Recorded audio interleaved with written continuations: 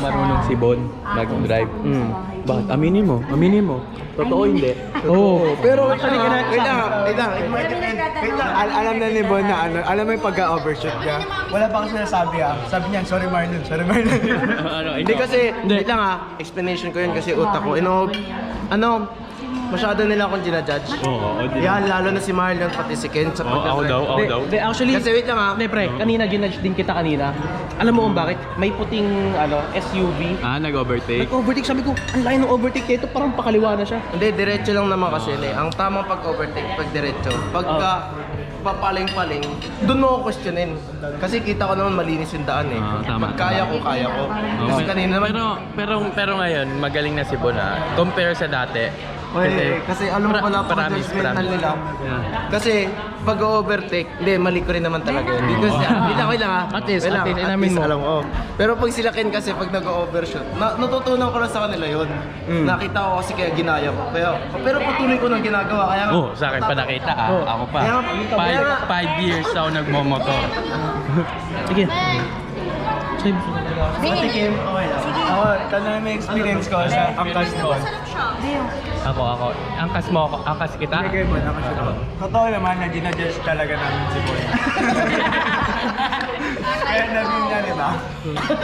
Diba? Diba mabilisan lang? Core memory ko kay Von, nung nag-Thailand kami, sharp pakaliwa, like blind spot. In-overshoot niya yun, be. As in, shoot na shoot Alala ko yun.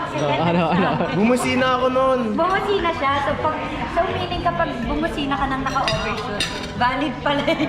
Hindi, yung pakanan kasi yun. Sige. Defend mo sarili mo. Parang thesis lang yan. Kita ko yung nakatingin ako sa side mirror ko. Pag may dadaan kasi hindi ako pwede bumigla. Kaya bumusina ako noon. Pag may nag-react, may tao. In short. Ay, na pala yung last na segundo tao. Opo, judge me. Sobrang grabe yung judge sa akin. In short, Hindi. Ganun. magaling na ngayon si Bon ngayon. Promise. Cross my heart.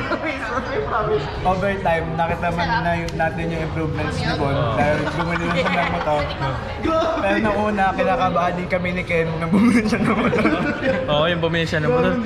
Tangina si Bon, baka mag-overshoot to Pero ngayon magaling na si Bon, promise. Ano na Pero yan. naklas naman niya kasi sa Ano motor. tayo? Focus in the good side. Focus in the good Hindi, kasi pre kasi di ba nga si Bon, sinabi niya natutulang daw siya sa inyo.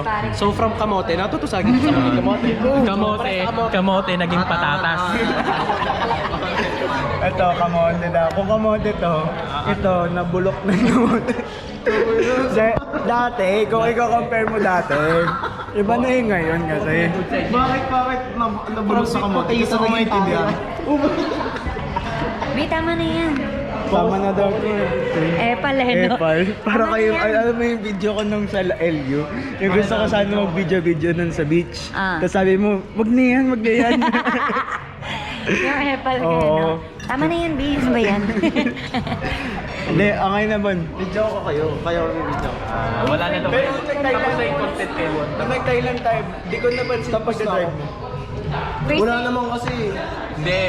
Magaling siya nun kasi may ano pa may back ride pa Ngayon, wala na. Back na lang, at least may back pa rin. Kasama pa si Jenay naman. Tayo lang ako. Tara na. Bilag ka na ba?